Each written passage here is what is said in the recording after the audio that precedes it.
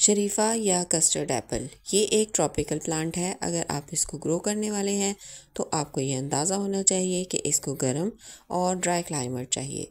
अस्सलाम वालेकुम, welcome back to my channel lifestylebeauty.cheese collection Sargodha. उम्मीद करती हूँ आप सब खैरियत से होंगे।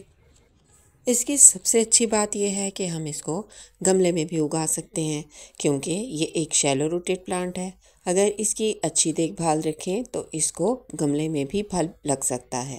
वैसे फलदार प्लांट्स को अगर आपके पास ग्राउंड अवेलेबल है तो ज़मीन में लगाएं। इस तरह ये खूब अपनी हाइट बढ़ाएगा और 10 से 15 फुट लंबा दरख्त बन जाएगा।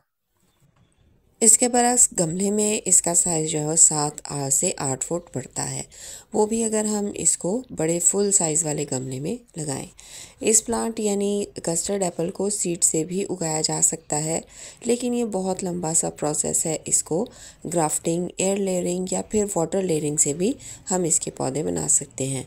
मैं आज आपके साथ शेयर कर रही हूँ कि इसको सीड से कैसे उगाया जाता है। ये सीड्स मेरे पास मेरी सिस्टर ने भेजे थे क्योंकि उनको मालूम है कि मैं किसी भी सब्ज़ी या फल के सीड कभी भी ज़ाया नहीं करती।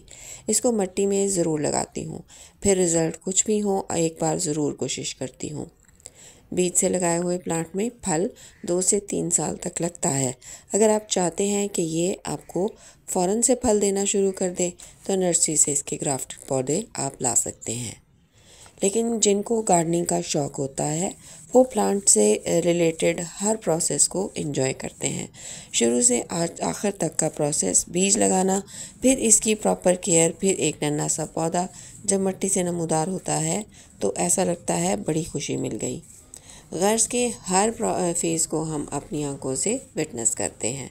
जैसा कि आप देख रहे हैं कि ये सीड ज़रा मोटे हैं और साइज़ में बड़े भी होते हैं, तो उनको हम मिट्टी में 1 इंच तक हमने दबाना होता है ताकि इन पर दबाव पड़े और इसका जो प्लांट है वो जल्द अज जल्द मिट्टी से बाहर आ जाए। अगर ये ज़्यादा दिन तक मिट्टी में रहा तो इम्कान यही होता है कि सीड्स जो हैं वो ख़राब हो जाएंगे।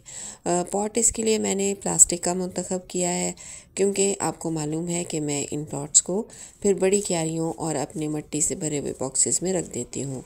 इनकी जड़ें जो है वो खुद ही पॉट में से निकलकर मिट्टी में चली जाती हैं और मुझे अपने प्लांट्स को जो है वो रिपॉट भी नहीं करना पड़ता। इसमें से जितने पौधे बनेंगे इनमें से कुछ पौधे मैं अपनी सिस्टर को दे दूँगी जिन्होंने ये सीड्स भेजे थे। उनके पास ज़मीन है, वो इसको ज़मीन में लगा देंगी और कुछ प्लांट्स मैं अपने पास रख लूँगी। सॉइल मीडिया जो है वो मैंने आधी मिट्टी और आधी रेत इस्तेमाल की है। अगर तो ये प्लांट्स बन गए तो फिर आगे आने वाले मौसम में हमें इनकी बहुत ज़्यादा केयर भी करनी है क्योंकि तेज़ ठंड और धुंध इसके ऊपर पड़ेगी तो ये ख़राब हो सकते हैं।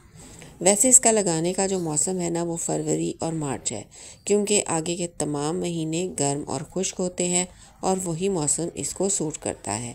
लेकिन मैं जो मेरे पास सीड्स आए तो मुझे जो है ना लगा कि इनको ग्रो कर देना चाहिए।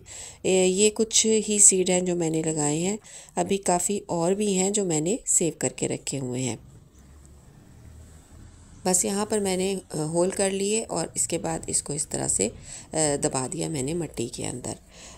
अच्छा, यहाँ एक और बात, इन सीड्स को ग्रो करने से पहले 2-3 दिन के लिए आपने पानी में सोख करके रखना है और फिर उसका पानी भी बदलते रहना है।